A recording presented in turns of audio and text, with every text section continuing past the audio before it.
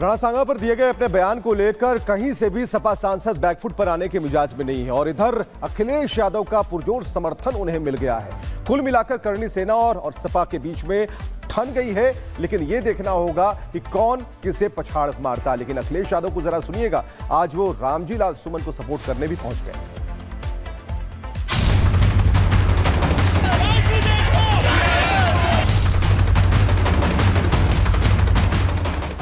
करणी सेना सपा सांसद रामजी लाल सुमन को चेतावनी दे रही है। कह रही है कि माफी मांग लो और माफी नहीं मांगी तो सबक सिखाएंगे।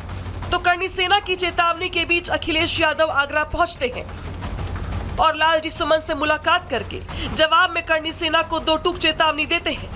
अखिलेश यादव सपा कार्यकर्ताओं की मौजूदगी में कहते हैं कि रामजी लाल सुमन पर आगे से किसी तरह का हमला हुआ तो उसे बर्दाश्त नहीं किया जाएगा। पीडीए को डराने की कोशिश हो रही है, लेकिन पीडीए किसी की धमकी से नहीं डरेगा और करणी सेना की किसी साजिश को समाजवादी पार्टी बर्दाश्त नहीं करेगी।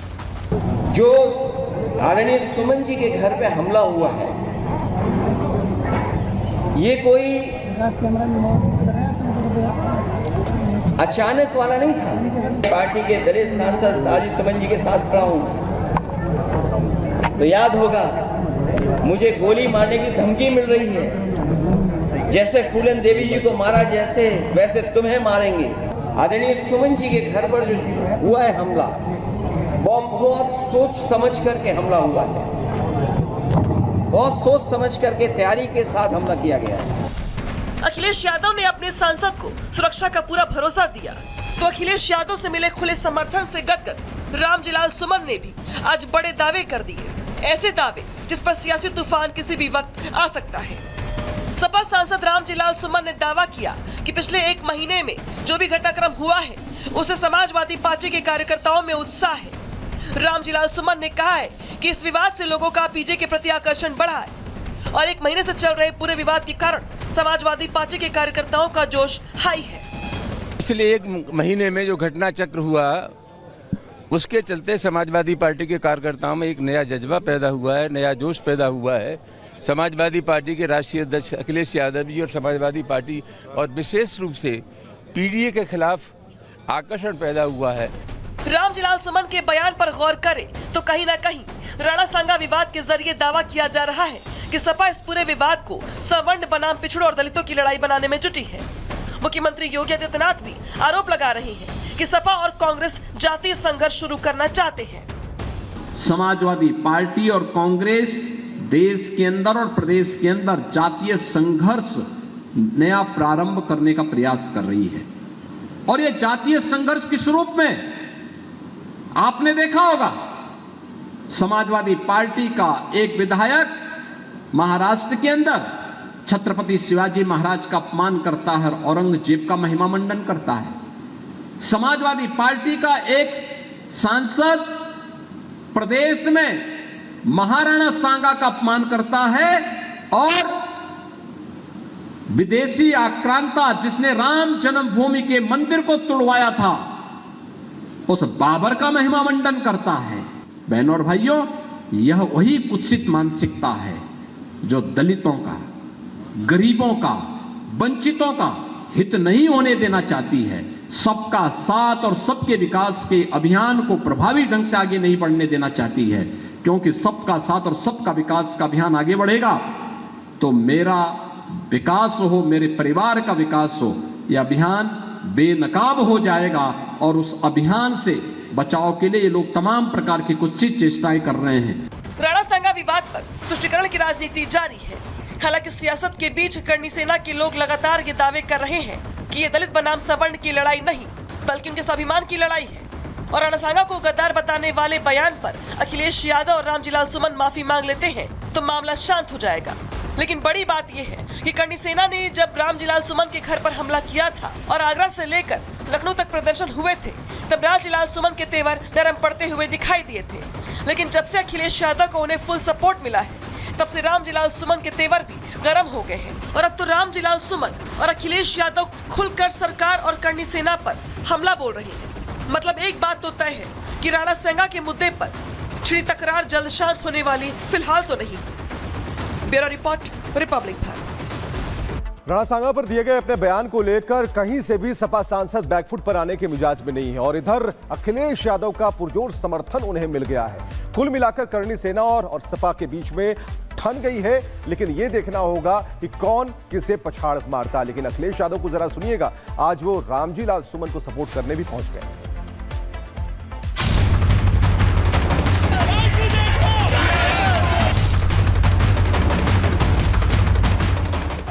करनी सेना सपा सांसद रामजी लाल सुमन को चेतावनी दे रही है। कह रही है कि माफी मांग लो और माफी नहीं मांगी तो सबक सिखाएंगे। तो करनी सेना की चेतावनी के बीच अखिलेश यादव आगरा पहुंचते हैं और लालजी सुमन से मुलाकात करके जवाब में करनी सेना को दो टूक चेतावनी देते हैं। अखिलेश यादव सपा कार्यकर्ताओं की मौजूदगी में कहते हैं कि रामजी लाल सुमन पर आगे से किसी तरह का हमला हुआ तो उसे बर्दाश्त नहीं किया जाएगा। पीडीए को डराने की कोशिश हो रही है, लेकिन पीडीए किसी की धमकी से नहीं डरेगा और करनी सेना की किसी साजिश को समाजवादी पार्टी बर्दाश्त नहीं करेगी। जो आदरणीय सुमन जी के घर पे हमला हुआ है, ये कोई अचानक वाला नहीं था। पार्टी के दलित सांसद राजू सुमन जी के साथ खड़ा हूं तो याद होगा, मुझे गोली मारने की धमकी मिल रही है। जैसे फूलन देवी जी को मारा जैसे, वैसे तुम्हें मारेंगे। आदरणीय सुमन जी के घर पर जो हुआ है हमला, वो बहुत सोच समझ करके हमला हुआ है। बहुत सोच समझ करके तैयारी के साथ हमला किया गया है। अखिलेश यादव ने अपने सांसद को सुरक्षा का पूरा भरोसा दिया, तो अखिलेश यादव से मिले खुले समर्थन से गदगद रामजी लाल सुमन ने भी आज बड़े दावे कर दिए। ऐसे दावे जिस पर सियासी तूफान किसी भी वक्त आ सकता है। सपा सांसद रामजी लाल सुमन ने दावा किया कि पिछले 1 महीने में जो भी घटनाक्रम हुआ है, उसे समाजवादी पार्टी के कार्यकर्ताओं में उत्साह है। रामजी लाल सुमन ने कहा है कि इस विवाद से लोगों का पीजे के प्रति आकर्षण बढ़ा है और 1 महीने से चल रहे पूरे विवाद के कारण समाजवादी पार्टी के कार्यकर्ताओं का जोश हाई है। पिछले 1 महीने में जो घटना चक्र हुआ, उसके चलते समाजवादी पार्टी के कार्यकर्ताओं में एक नया जज्बा पैदा हुआ है, नया जोश पैदा हुआ है।